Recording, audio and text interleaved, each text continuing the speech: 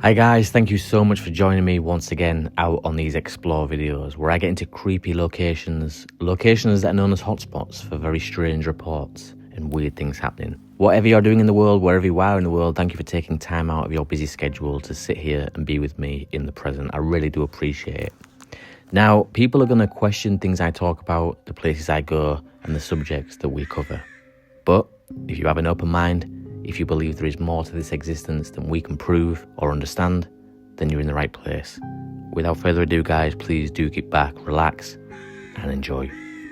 As you can no doubt see, I am back on the overnight camps, solo in the forest. This is the shelter that I was building a few videos back. Still a long way off completion, but this is where we'll be spending the night. Instantly, I can tell that it's already a few degrees warmer in here than from the outside, which is quite windy tonight. It's raining out there, so it's very nice for me to be in here and not feel any of that wind and be bone dry. It's going to be a creepy night. It's going to be a long one, possibly with very minimal sleep, and who else knows what company we might have along with us. I don't. To be honest with you, I don't know if I'd probably be shaking. I don't know if I could actually put the crosshairs on the thing, man, because I'd be so scared. I mean, I'm shaking.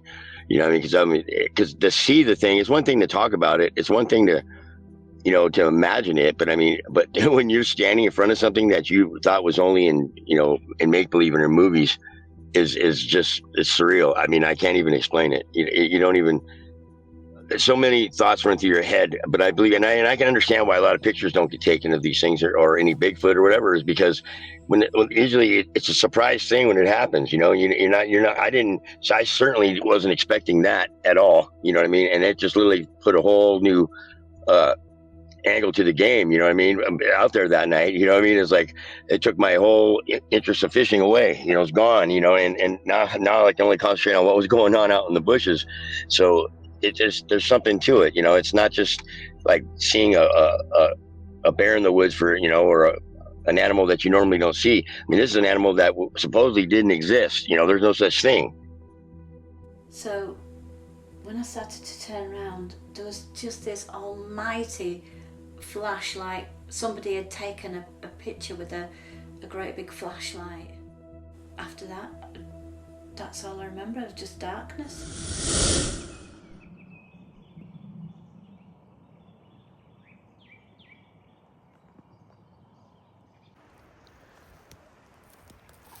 You right, girl? Good dog. I'm fine. I've said this before on the channel, is that, dogs have this reputation of having the most sensitive, amazing nose that can smell anything. But yeah, they always seem to come right in your face to smell. It's like, smell me from the other side of the room. Bless her. I love how she keeps coming back to check on me though. She goes off and does her own thing, and every now and then she just comes back and checks where I am. And the weird thing is as well, she always knows where I am. Even if I'm just sat there in the dark, torch off, completely being still and quiet, somehow she does always know exactly where I am. So yeah, I'm really grateful for that. I'm just going to sit here now, guys, and speak to you about some really strange things, tell you why I'm here, and hopefully pique your interest with the channel.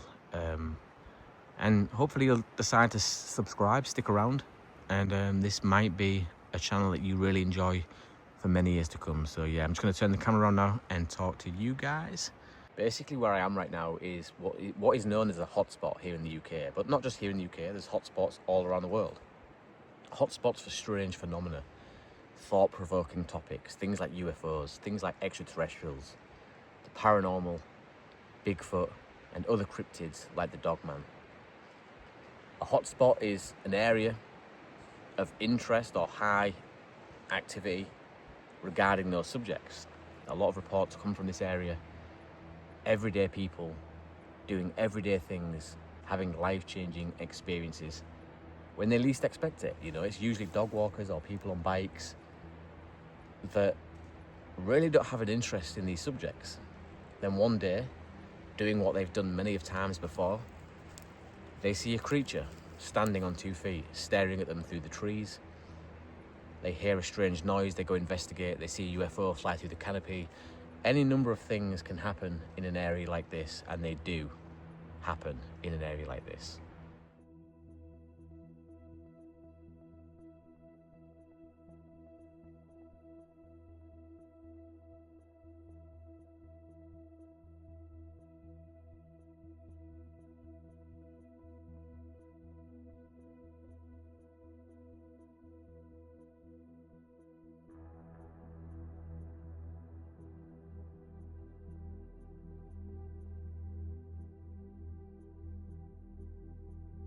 I get asked quite often if I'm scared when doing these solo overnight camps.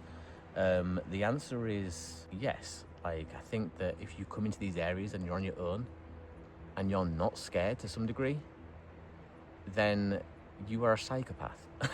There's got to be some level or some element of anxiety. It's built within us. We're humans.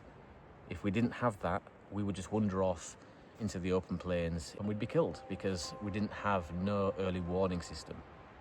Thankfully, I do. I'm always on high alert. I'm always looking out for things or noises that are not natural to the environment. I do have my wits about me. I do listen out. I'm not just plodding through the forest, completely oblivious to my surroundings. And I advise anybody coming out to do this kind of stuff to do the same. You'd be stupid not to. Do I expect to see anything strange? Do I expect to have an encounter tonight? I'll be honest, I don't. Because I know how rare these chance encounters are. But if I'm not here, then the chances are literally zero. Being here, even if it's by 1%, increases my chances of experiencing something or even filming it for my channel here on YouTube, for the like-minded people that follow me, and for my own personal peace of mind.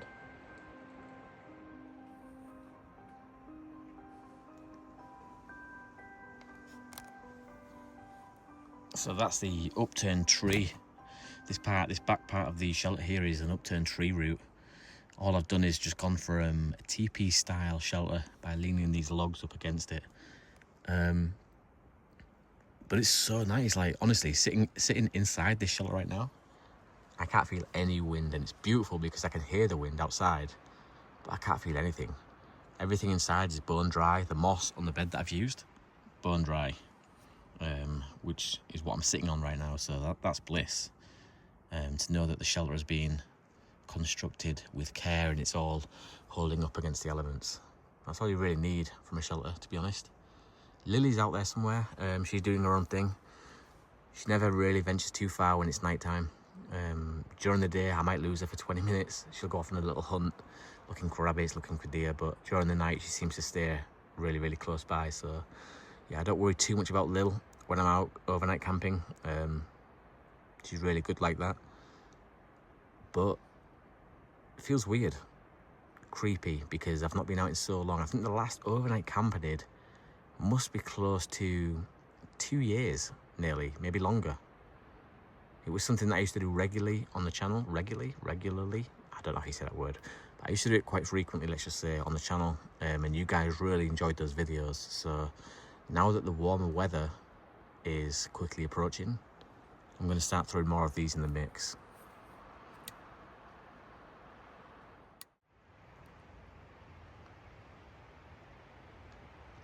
Lily's got her ears up. It's always a good indication with Lil when she has her ears pricked up like that. You can see at the base of the skull where the ears join. As soon as she lifts them like that, there's obviously something that's piqued her interest. Once those ears go flat, she's relaxed, she's calm. But right now, she's still a bit uneasy. She's listening out for anything that may be close by. And that's another good indicator for me. When I see Lil with her ears up like that, I usually stop and pay attention as well. So yeah, if you do have a dog, look out for these signs, because they are the best equipment you could take with you in terms of senses and, you know, anticipating anything. She's an absolutely beautiful girl. Beautiful.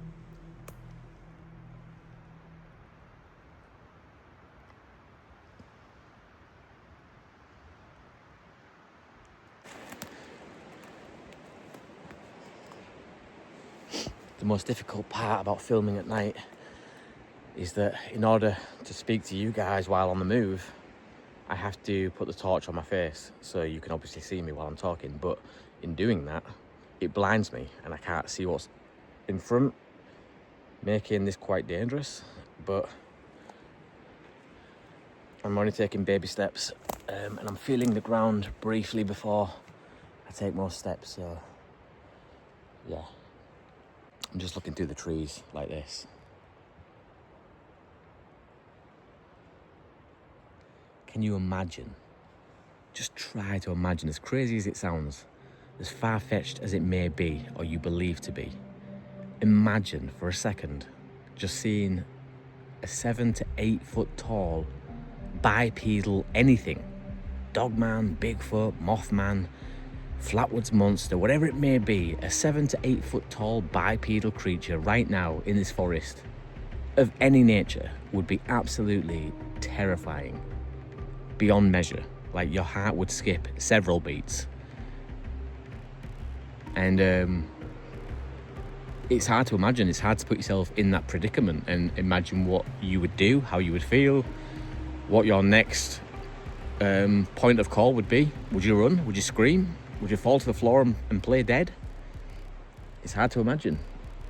And for as much as I would love to have an experience where I see something like that, I would always hope that it's from a distance and in a safe, controlled environment. Like, you know, if I'm on a hill and I see it a mile away in a field or something like that, that would be much more appreciated than, say, like a few yards in front of me trying to blend in with the moss on the trees. That would be terrifying.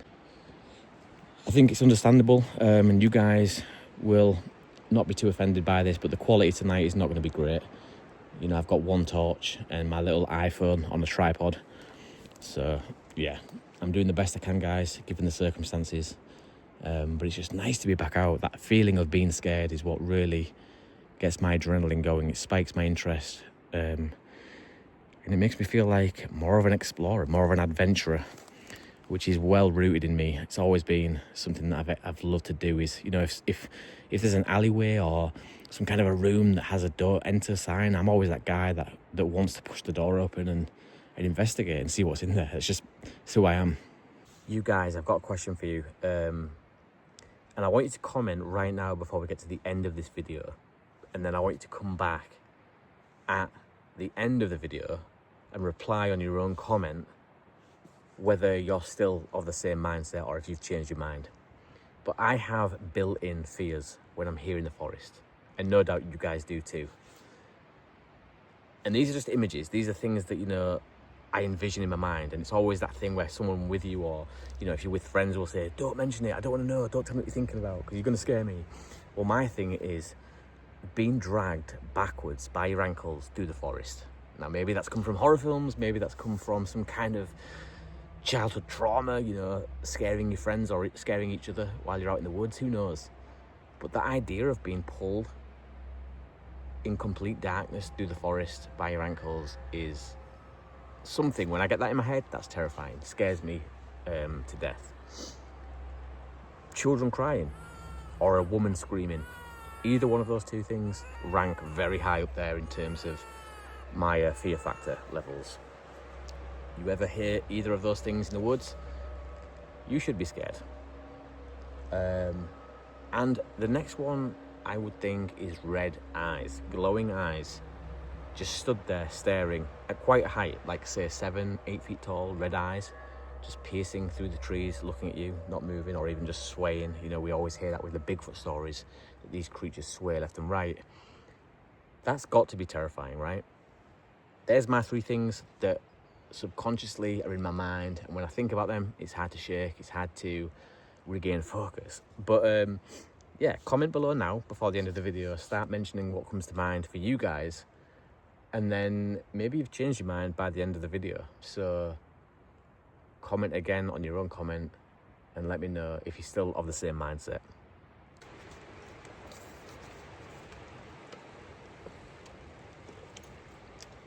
There you go. Oh. Oh. Good dog. Lil's just come to join me.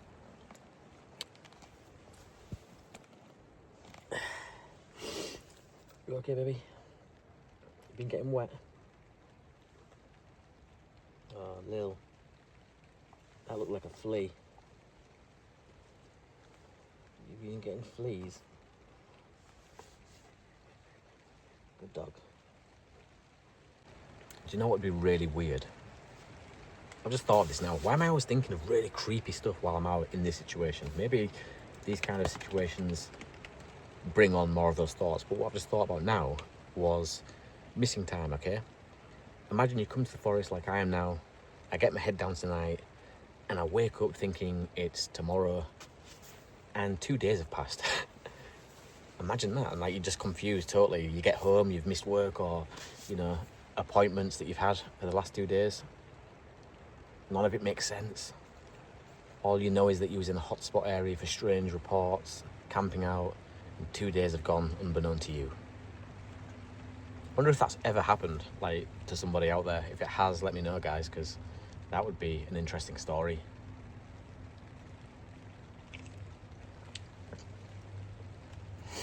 Yeah, imagine trying to explain that to your boss or your wife or, you know, your dentist, your doctor, whatever it may be. Nobody would believe you, right? And that's pretty much the battle that we're up against whenever we have an experience like that. A sighting or something strange happens, people don't believe us. And it's understandable. Like, if a guy turns up to work 2 days late and you've had to cover his shift, are you going to believe him when he tells you that he's had missing time for 2 days, unaccountable, because he slept over in a hot spot for strange activity and he has no understanding of what happened or where that time went? Would you believe him? Probably not. But I do believe these things happen. I do believe that people have these experiences. And for as weird as it is, there's got to be an explanation. Will we ever have the explanation within our time, our lifetime? I hope so. I hope that someone can maybe make sense of some of this stuff. But for me, I believe that we only truly find out what is what when we have the experience ourselves. So the experiences are only ever personal to the individual. You can listen to Bob, you can listen to Dave or Jane talking about their abduction or their experience that they've had. And for as amazing as it's going to be, for as terrifying as it sounds or realistic as it sounds, you will never truly know unless you go through the same thing. And that's always the case. It seems to always be the pattern in these genres. You have to have the experience yourself. It doesn't matter how many stories you listen to, it doesn't matter how believable a person is, until you've had that experience firsthand. I guess subconsciously you're always going to be sitting on the fence. Like, I believe in UFO phenomena, right? Does it mean that I believe every single story that I hear within that genre? Absolutely not. Now, if I had my own experience that tallied up with someone else's story, I'd be like, that person's telling the truth. Why do I know? Because it happened to me. I'm in the same situation where, because the light is above me and illuminating everything within the shelter, I can't see what's in front of me out into the forest through the opening. Anything could be stepping up to the shelter right now and I wouldn't have a clue. It's an old logging road, really teeny little road. And I just turned around this one corner and I thought I saw like the butt of an elk or something. I couldn't quite figure it out because I was not at all in the mindset for this. Looked like an elk maybe, but there's no head up here or anything. So I thought there's a little creek right there. So I thought I was just bending over, getting a drink in the creek. And so I pulled around the corner a little closer and then he stood up. I'm assuming he, because I didn't see anything female. He stood up and looked at me and he had like a rabbit or something in his hands and he was washing it off in the creek. And he just looked at me and I immediately, stopped my truck and just was staring back at him. And he just kind of kept looking at me in this really strange look. Like it didn't scare me. I was in my truck, that helped. But I wasn't scared of him or anything. It was just kind of just like, leave me alone, I'm doing something. And so so I just sat there and watched the back of him for about, probably seemed like a long time, but probably like 15 seconds.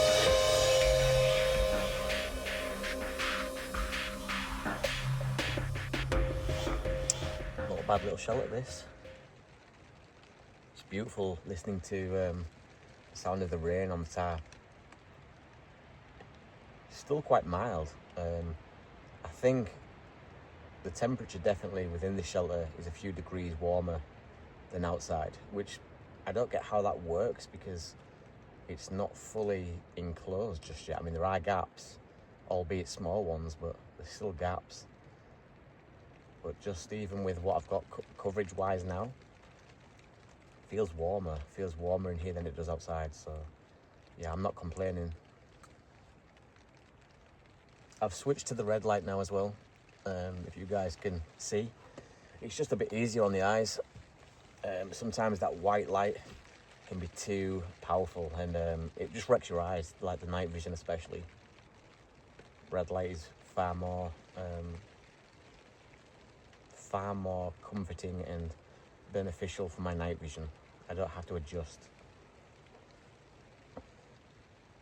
Lily's just asleep on the floor. I don't know why she won't sleep on the bed.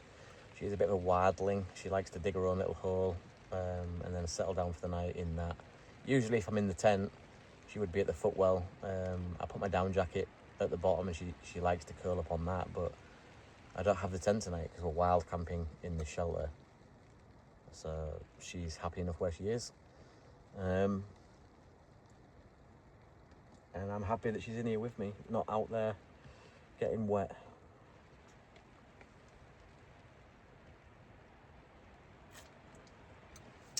I've not heard any strange noises yet, which is cool.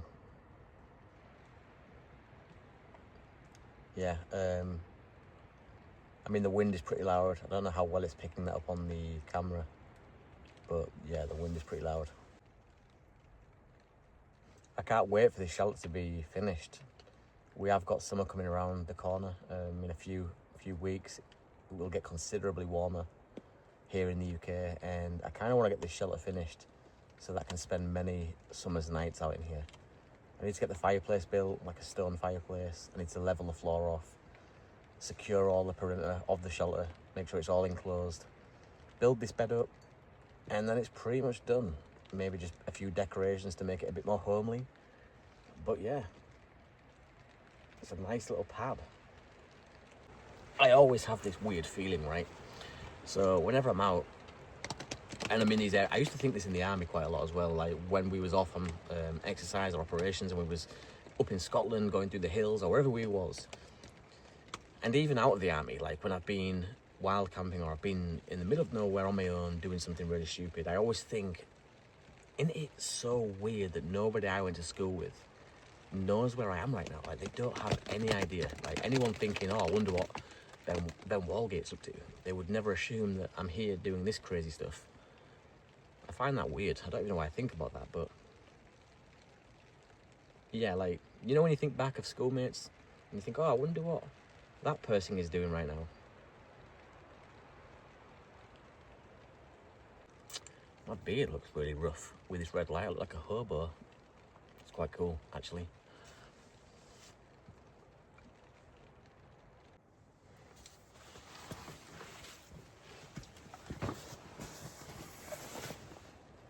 Another thing that always happens when I'm out on these little expeditions is I get songs, stupid songs stuck in my head. Any of you guys experience that? Like you just lie there and all of a sudden a song on repeat keeps going around on a loop in your head. The one that I've got going on in my head right now is got to be starting something, got to be starting something. Why? Why is that going around in my head? And the thing is, the most annoying part of that is that's literally the only lyrics I know. I don't know what it says after that. Got to be starting something, got to be starting something. Da, da, da, da, da. I don't know. The waffling of a crazy man, alone in the woods.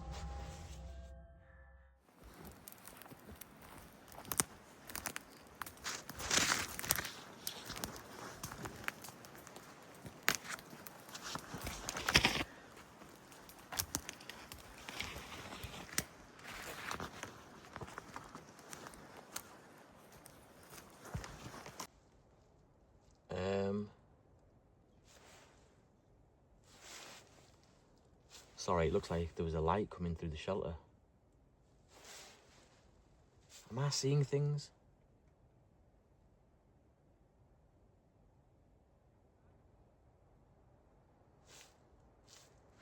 Am I seeing things? Is that showing up on the video? There was definitely a light on this tarp to the side of me that flashed by.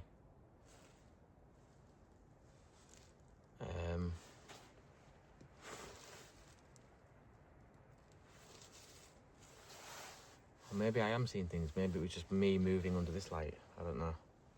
But the light I saw on the tarp was white, not red. So, I don't know. Anyway, what was I saying? Oh yeah, before I go to sleep, I'm going to talk to you guys about creepy stuff. Because we're in the perfect place for it, right? A place that has ruined people's lives. A lot of people here having experiences that have changed their lives and made them see the world around them in a different way, from a different perspective. And I've spoke about this so many times on the channel, but I feel like it's really important to go over again.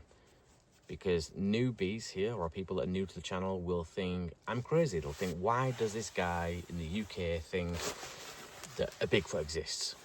And if you go back and you listen to my narrative over all the videos that I've made, over all the years that I've been here on YouTube, you will know that I originally started out not knowing what I thought or what side of the fence I was on.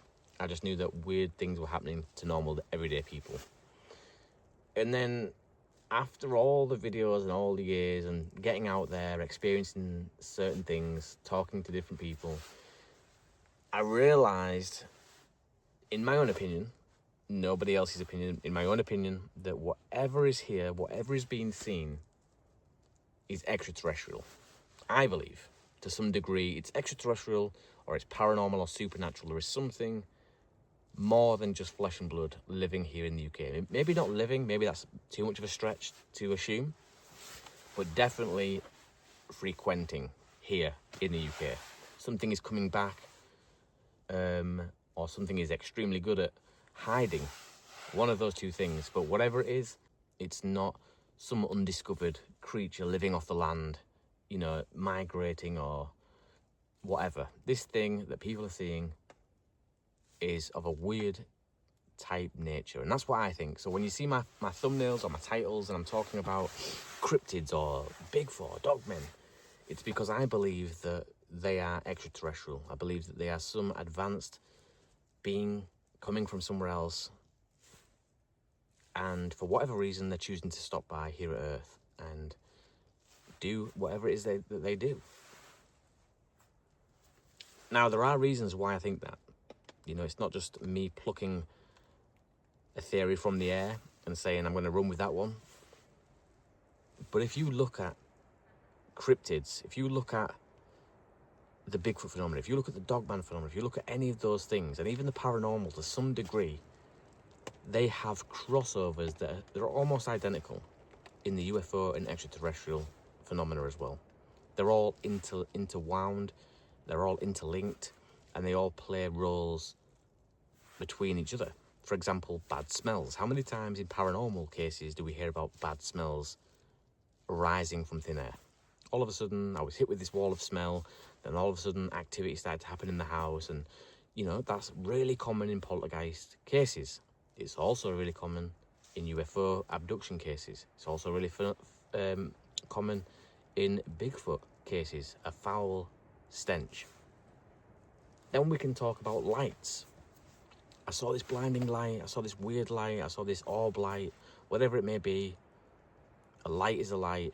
And if you go to the paranormal field, again, people see orbs, people see weird lights behaving in, you know, random patterns. In the UFO and extraterrestrial world, we have the same phenomena, strange lights, and the Bigfoot phenomena as well. People see strange lights moments before having an encounter with a cryptid. We can go on and on and on with the similarities, the crossovers, and the links between the phenomena. Now, does that suggest that they are all familiar with each other? Does it suggest that Bigfoot knows about the UFOs? Does it suggest that extraterrestrials know about the paranormal? Possibly. Possibly. Are they all one and the same? Is a ghost, is a spirit or a poltergeist just another extraterrestrial that is capable of being invisible? Like maybe they've lost or they've evolved so much, they're so far advanced that they don't even need a physical body anymore. They're just walking around as these invisible fields of energy that can move objects, that can torment people. Who knows if that is the case? I personally don't think that they are oblivious of each other. I think that they do know to some degree that extraterrestrials exist. And I think that the extraterrestrials know that Bigfoot exists, and the Bigfoots know that the paranormal exists. There's no way of proving that.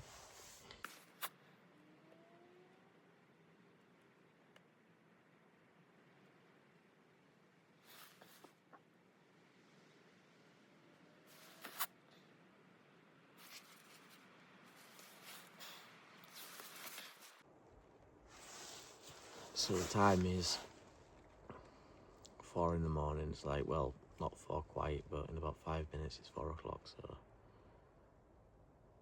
it's been a long night. Not really slept, to be honest, just catnapped on and off.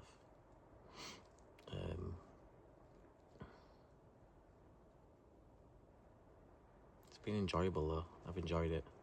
It's always nice. I always appreciate this more when I'm back home, if I'm honest. When I'm back home in the warmth of my own home with the kettle on, that's when you look back at the footage and you think, yeah, I'm glad I did that. Usually in the moment when you're out here doing this stuff, it's hard to appreciate it. I mean, I do appreciate it, don't get me wrong. But does it compare to being in your own bed, in the safety of your own home? I don't think it does. I don't think it does, but another few hours and the sun will be coming up. Keep hearing footsteps outside. I say footsteps loosely because it could be animals, obviously. There's deer in this forest, but yeah, every now and then something is walking around outside there.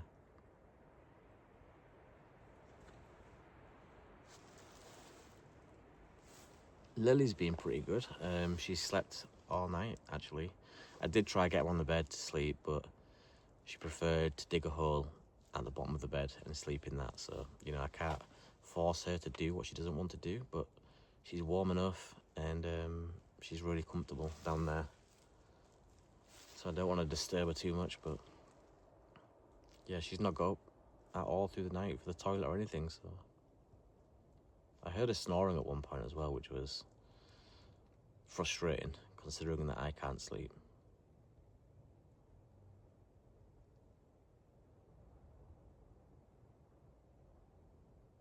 How crazy. I'm laid against a root ball in the forest on a makeshift bed. It's weird what people do for entertainment and fun and adventure. Weird.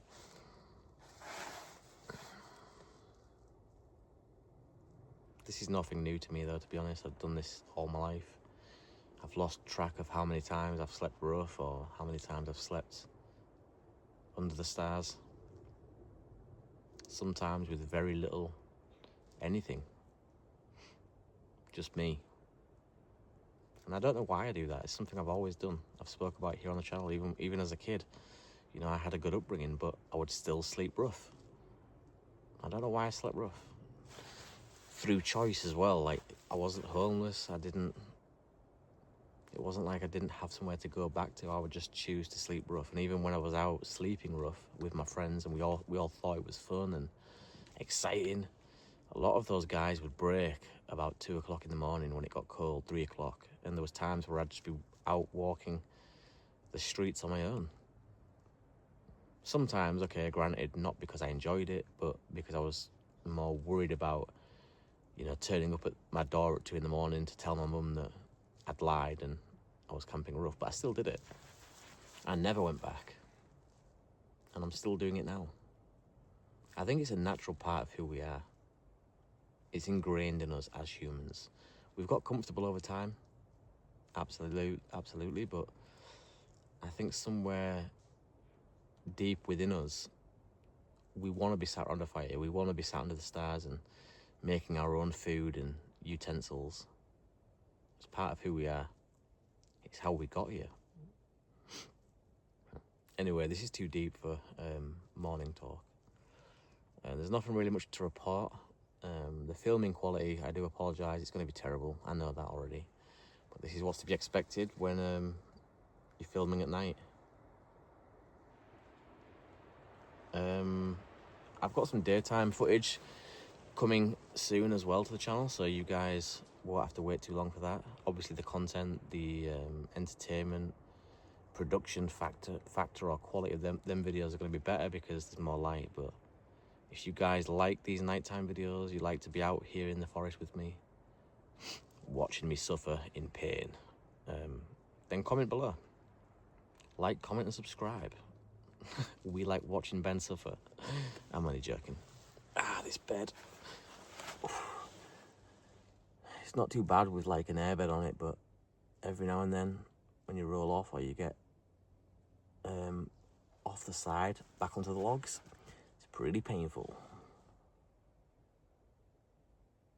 The rain stopped, which is good. I'm not sure what time that stopped, but I've not heard no rain hitting the tap now for a few hours, and the wind stopped as well. So today might be a nice day. Every day is a nice day, right? We're breathing, we're here, we're living this experience, and we're making the most of it. So every day is a beautiful day, regardless. Rain, sleet or snow. I'm going to maybe in the next, I don't know, maybe in the next half an hour, gonna get Lily back on a lead, gonna pack some stuff away, and then I'm gonna head out here back to the car. It's been awesome though, guys. Truly, it's been awesome. As always, talking to you all and just chewing the fat, talking a lot of crap and spilling what's going on inside here out into the ether.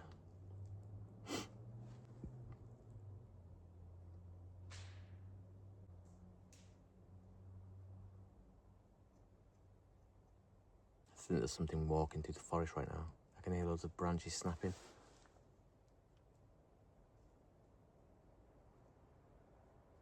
Whatever it is, it's past.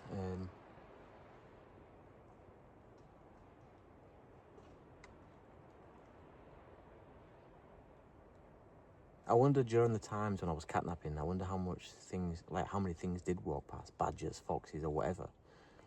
When you're asleep, I should get cameras, that's what I should do. I should get cameras set up. Outside the tent, outside the shelter. Oh, I'm busting for the toilet. Right, I'm gonna get up, guys. Just because I don't feel like there's any real need for me to stick around for the sun to come up.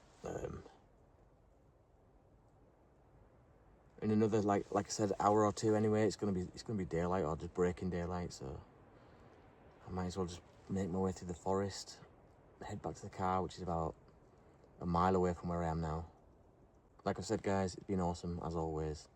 I really respect and appreciate you all being here with me in the forest, living life.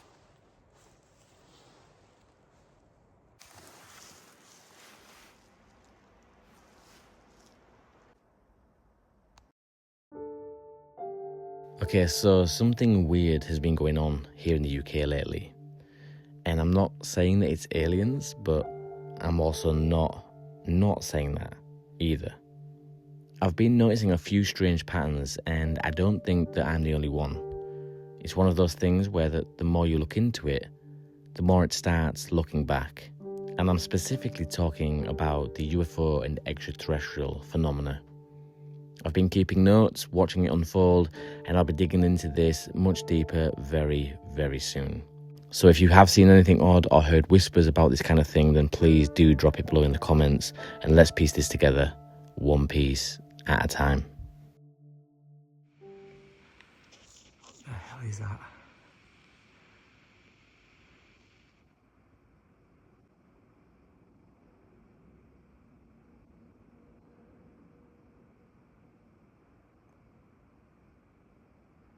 Kitty!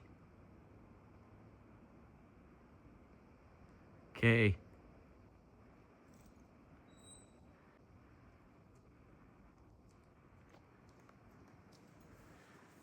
Kitty. Kitty! Have you seen this?